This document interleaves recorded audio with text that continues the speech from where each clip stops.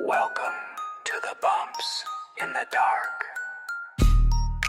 Listen if you dare.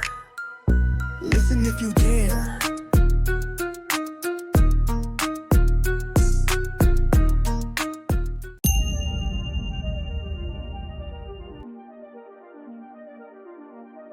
Owen hated the basement. It was cold, damp, and wrong. The light bulb flickered, and shadows stretched too far, but his parents always made him go down there alone. One night, the door was open. A chill curled around his ankles. Something shifted at the bottom of the stairs. Tall, thin, waiting. "Hello?" Owen called. No answer. The air thickened, the light flickered, then died completely. Then came the sound. A slow, wet scraping, like something dragging across the floor, and it was getting closer. Owen's breath caught. The door slammed shut. The scraping stopped. Silence stretched until he heard it. "I see you." Owen bolted. The door wouldn't budge. The thing in the dark moved again. His heart pounded. Think, Owen. The pull chain light, his only chance. But it was in the middle of the room. The scraping started again. Owen ran. The chain brushed his fingers. He yanked it. A dim red light flickered on, and he saw it. A figure, tall and hunched, skin stretched too tight, a mouth grinning with too many teeth. It had no eyes. It was crawling toward him. With a scream, Owen threw himself at the door, pounding it. The light flickered. The thing lurched forward, fingers reaching. The door burst open. Owen tumbled into the hallway, gasping. The basement door slammed shut. He locked it. He never went down there again, but sometimes, late at night, he hears it. Scrape, scrape, waiting.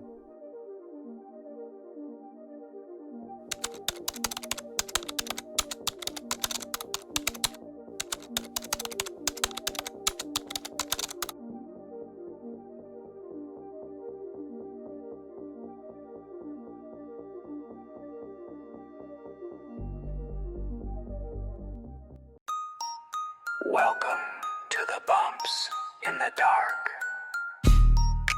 Listen if you dare. Listen if you dare.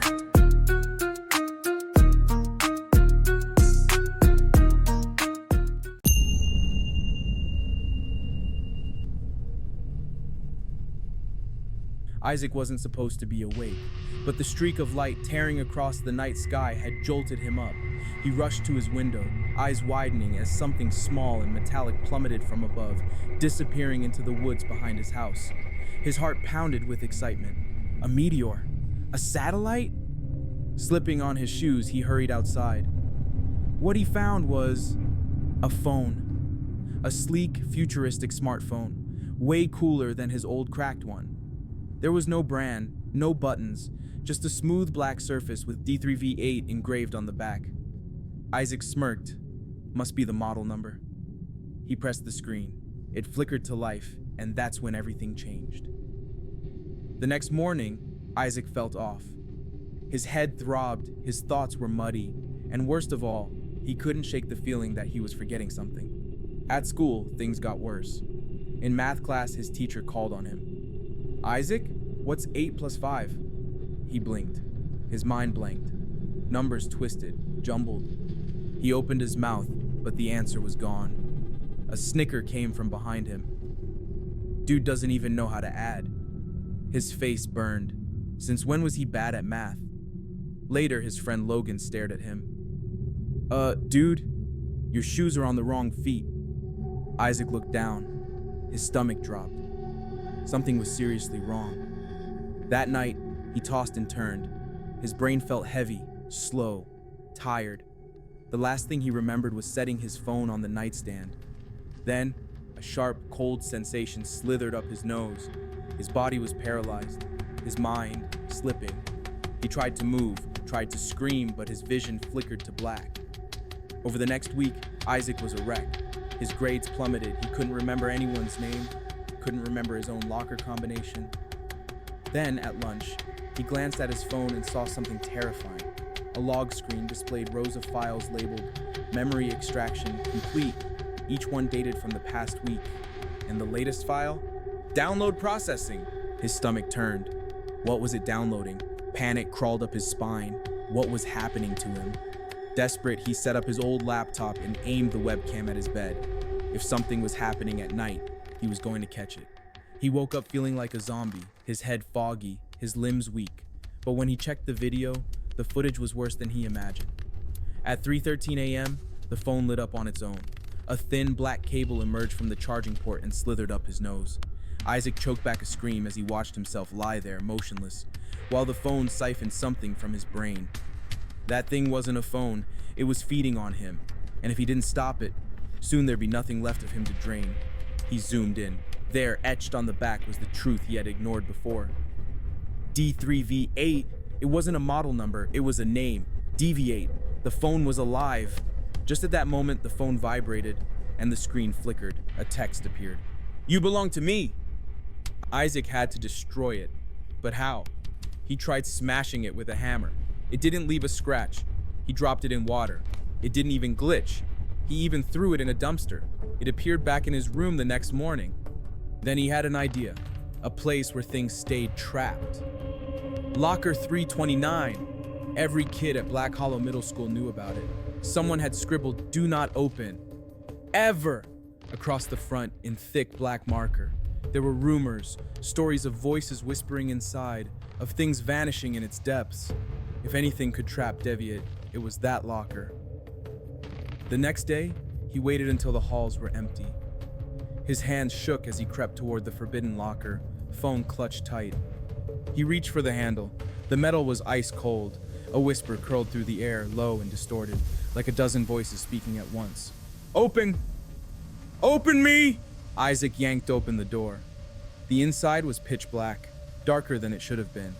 The air inside pulled at him, like the locker was breathing. With a deep breath, Isaac threw Deviate inside, just as the screen flashed red. "Warning! Interruption detected!" The phone speaker screeched as the locker slammed shut on its own, rattling violently. Then, silence. Isaac placed a lock on the door and then stepped back. Deviate was finally gone.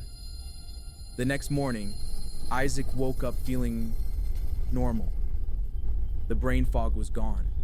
He stretched, his mind clear for the first time in days. Then he tested it. 2 + 2 is? He hesitated, waiting for the mental block. 4! Relief crashed over him. His brain was working again. At school, he passed by locker 329. The lock was gone. Someone had painted over the warning that was written on the locker. Isaac swallowed hard and hurried away. Then out of the corner of his eye, he saw a phone in someone's hand. The screen flickered for a split second. D3V8. Then, it was gone.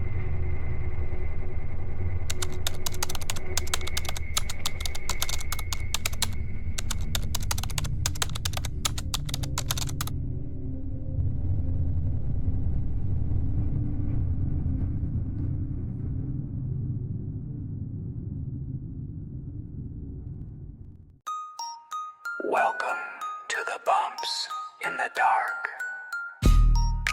Listen if you dare. Listen if you dare.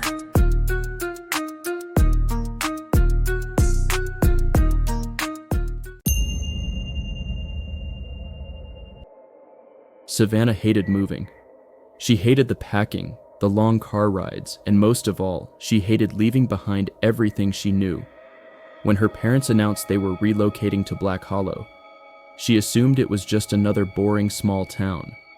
But as their car rumbled down the cracked asphalt of Wither Street, Savannah realized Black Hollow wasn't just boring. It was unnerving. Their new home loomed at the end of the cul-de-sac, isolated from the others. The Victorian house was coated in peeling gray paint, its shutters hanging crookedly. An iron gate surrounded the property, twisted with ivy that looked more like skeletal fingers reaching out for something. Or someone. "Looks like something out of a horror movie," Savannah muttered as she climbed out of the car. Her little brother Milo clung to his stuffed animal, his wide eyes darting up at the house. "It's watching us," he whispered. Their mom rolled her eyes. "It's just an old house, sweetie. Come on, let's go inside. The first few days were uneventful, aside from the cold spots and the way doors creaked open on their own. At first, Savannah thought it was just her imagination, but then Milo started talking to someone. His name is Felix, Milo said one evening at dinner. He stabbed a chicken nugget with his fork. He lives upstairs. Their mom smiled patiently. Is Felix your imaginary friend? Milo shook his head, chewing slowly. No, he says this is his house. Savannah felt a chill crawl up her spine. Milo, stop it. But Milo didn't stop. He started leaving out extra plates at dinner, talking to empty spaces in the hallway. One night, Savannah woke up to find her little brother standing in the dark at the foot of her bed, whispering under his breath. What are you doing? She hissed, sitting up. Milo's glassy eyes met hers. Felix says you don't belong here. Savannah tried to shake the unease, but then came the scratching. It started softly, like nails running against the walls inside her room. Then it grew louder, urgent, desperate. One night she finally worked up the courage to follow the sound. She traced it to the attic door. It was locked. A sudden knock from the other side made her stumble back.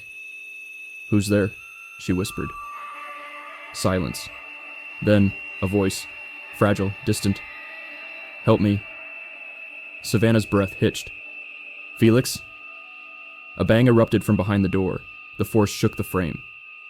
Savannah spun on her heel and ran down the stairs, her heart pounding. The next morning, she confronted Milo. Who is Felix? She demanded. What does he want? Milo fidgeted with his stuffed animal. Felix isn't alone. Savannah felt her stomach drop. What do you mean? Milo's voice was barely a whisper. The others are trapped. Savannah needed answers. She dug through the Black Hollow public records online and found something chilling. The Wither Street Orphanage Fire, 1956. Their house wasn't always a home. It used to be an orphanage that had a horrible fire decades ago. 10 children had died in the attic, trapped as the fire spread. Felix had been one of them. Determined to set them free, Savannah waited until midnight. Armed with a crowbar and flashlight, she pried open the attic door. The moment it swung open, a wave of freezing air rushed past her, and then she saw them. 10 pale figures, barely more than shadows, their eyes hollow and longing. Felix stood at the center, his small hands outstretched. Help us. Savannah's breath came in ragged gasps. How? A whisper filled the room. Let the house burn. The next night, Savannah's parents went out for dinner, just the two of them. Savannah did what should have been done years ago. She poured kerosene along the floor and struck a match. The flames climbed fast, devouring the worn, aged wood.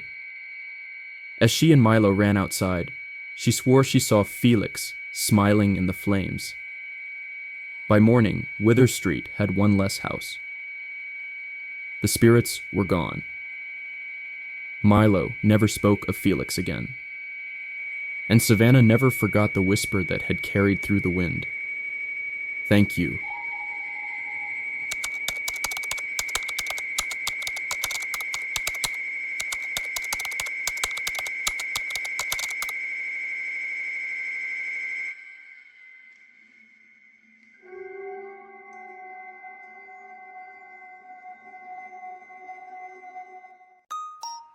Welcome to the bumps in the dark. Listen if you dare. Listen if you dare.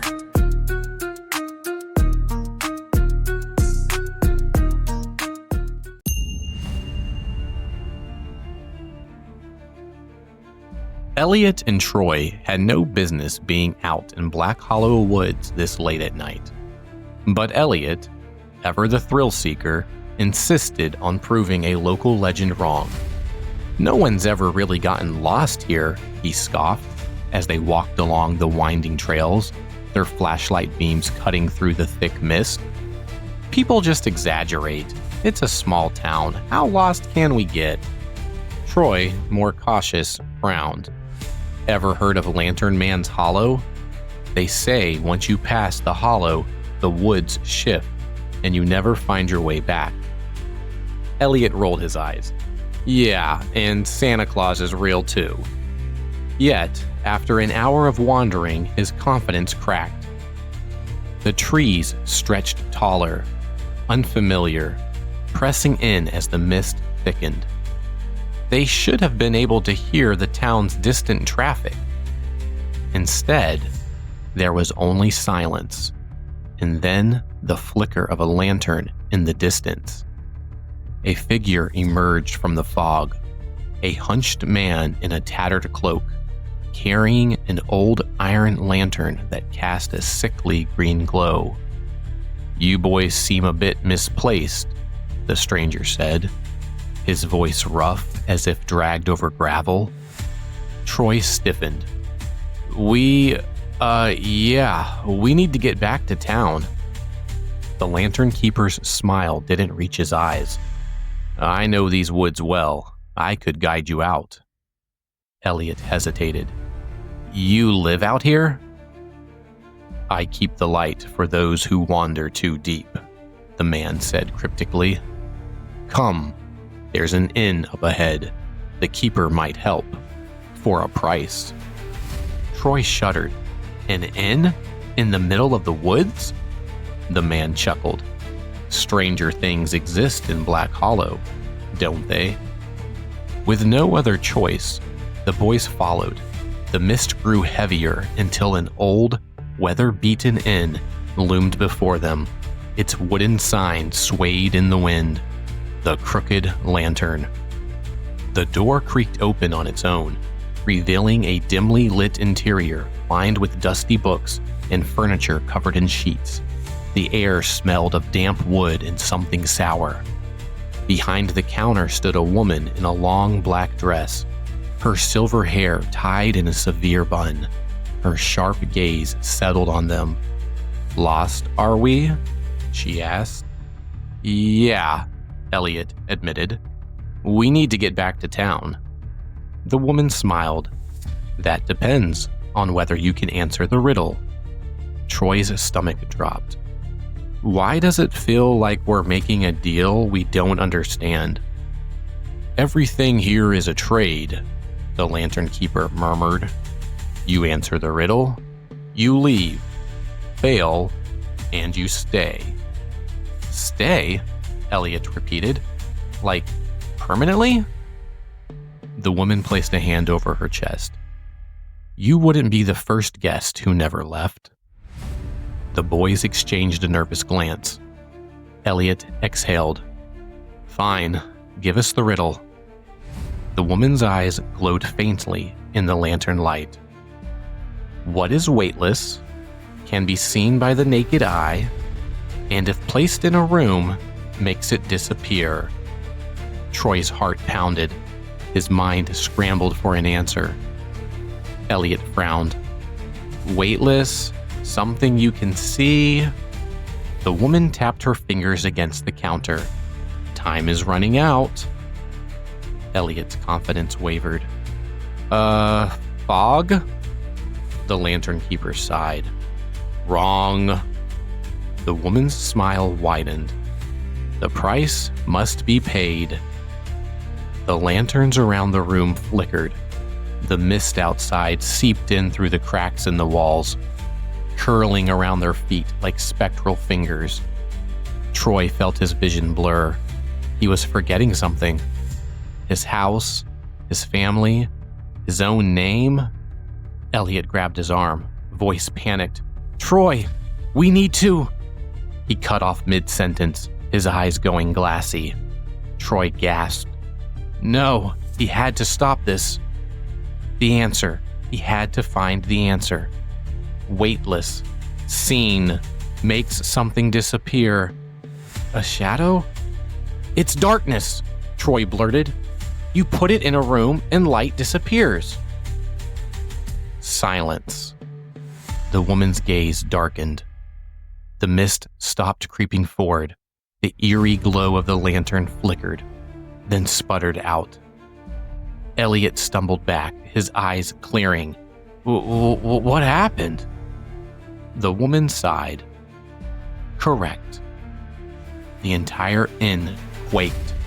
The wooden walls rotted before their eyes, the furniture crumbling into dust. The woman's form shimmered, her face becoming something ageless, hollow-eyed. She and the lantern keeper began to fade, their forms unraveling like mist. We have waited too long for a correct answer, the lantern keeper murmured, his voice laced with something almost relieved. Now we can finally rest. The crooked lantern collapsed inward, swallowed by fog. And suddenly, the boys were standing back at the entrance to Black Hollow Woods. The mist was gone, the road to town stretched before them. Elliot gasped, checking his hands as if making sure he was real. Dude, what the heck just happened? Troy's hands trembled. I think we just escaped something people never do. The boys stood in silence for a long moment. Then Elliot exhaled. Never again. Troy nodded. Agreed. Without another word, they turned and walked home, never daring to look back at Black Hollow Woods.